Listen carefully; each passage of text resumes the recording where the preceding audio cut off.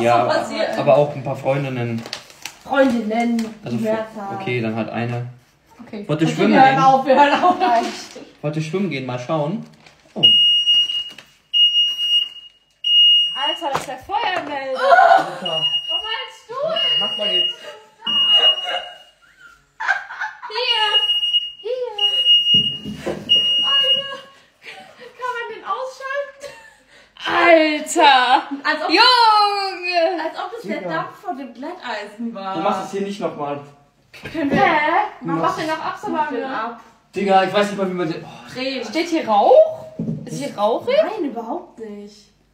Normalerweise